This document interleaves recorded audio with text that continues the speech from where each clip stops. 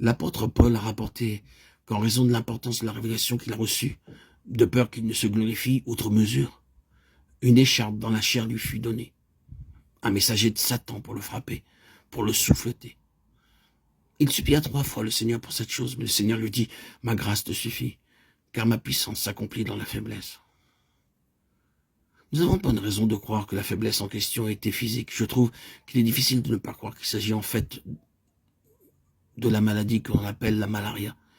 Il y a bien des raisons, je pense, pour croire qu'il s'agit de cette maladie. Le voyage de Paul concernait souvent des régions infestées de moustiques, alors qu'il était démuni de tout moyen moderne permettant de surmonter cette maladie. Et quand vous vous souvenez que cette maladie affectait ses yeux, quiconque sachant quelque chose de cette maladie a connaissance de ces douleurs aiguës parcourant les yeux qui finalement affectent l'organe de la vue. Ce sont ici autant d'indications qui incitent à penser à la malaria. Nous n'argumentons pas que cela était ainsi, mais nous trouvons difficile de croire autre chose que cela. Mais quoi qu'il en soit, c'était quelque chose qui, de temps à autre, saisissait Paul, et il désespérait de la vie. Et il semble qu'il ne savait jamais quand cette chose allait s'abattre sur lui. Son écharde, c'est sûr, était une faiblesse physique. Et il est appelé un messager de Satan. L'objectif de tout cela du côté de l'ennemi était une œuvre de mort. En relation avec cela, Paul parle de mort agissant dans sa chair mortelle. Tout était dans la direction de la mort, encore et toujours.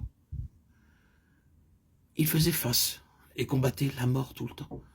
Mais ce qui doit être relevé, c'est que, tandis que le diable très clairement agissait sur son état physique, comme la déclaration le montre et que le Seigneur le permettait, cela n'a pas atteint l'objectif de la mort.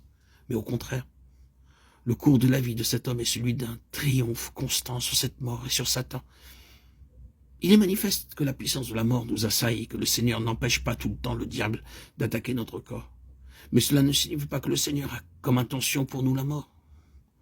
Vous pourrez penser que la logique est que si le Seigneur envoie un messager de Satan dont l'effet est la mort, assurément le Seigneur veut que nous mourions. Il n'y a aucune justification pour un tel argument. C'est tout à fait le contraire qui est vrai. Le Seigneur avait un but très salutaire en toute chose dans le cas de l'apôtre. Et cette activité de mort fut expressément utilisée pour garder l'homme spirituellement vivant. Car s'il n'avait eu cette écharde, sa vie spirituelle aurait été flétrie. Écoutons les mots que l'apôtre utilise. Et pour que je ne sois pas enflé d'orgueil, 2 Corinthiens 12:7. Trouvez l'homme s'exaltant en lui-même outre mesure, et vous trouvez un homme avec une vie spirituelle pauvre. Sa vie spirituelle a été gâchée. Trouvez un homme qui est gardé humble dans cette voie, mais néanmoins triomphant dans une voie qui ne s'explique pas sur une base naturelle. Vous trouverez alors un homme qui est un géant sur le plan spirituel. Oui, l'ennemi porte des attaques sur le corps. Il affecte ce qui est déjà atteint et cherche à l'aggraver. Il cherche à paralyser les saints. Mais l'ensemble de cette parole, surtout en relation avec la vie de l'apôtre Paul, est une grande déclaration que, même en présence d'un handicap humain, d'une faiblesse naturelle ou de quelque chose avec lequel le diable lui-même est entré jusqu'à un certain point, avec la permission de Dieu, il y a une vie qui peut nous mener jusqu'à l'accomplissement d'un grand dessein divin qui ne connaîtra pas d'amputation malgré les conditions naturelles restrictives.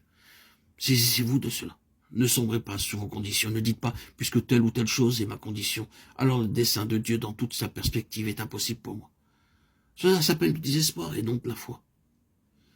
La déclaration de l'apôtre était celle-ci. Si je vis maintenant dans la chair, je vis dans la foi au Fils de Dieu, qui m'a aimé et qui s'est livré lui-même pour moi. Galates 2:20. C'était une vie par la foi dans le Fils de Dieu. Et quelle vie c'était!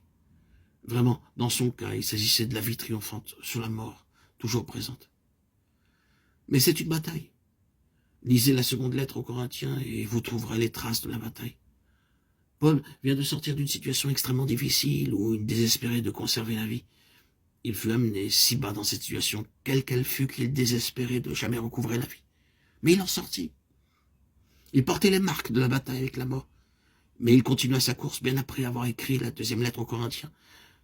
Quelques-unes des choses les plus glorieuses ont trouvé leur expression après cela.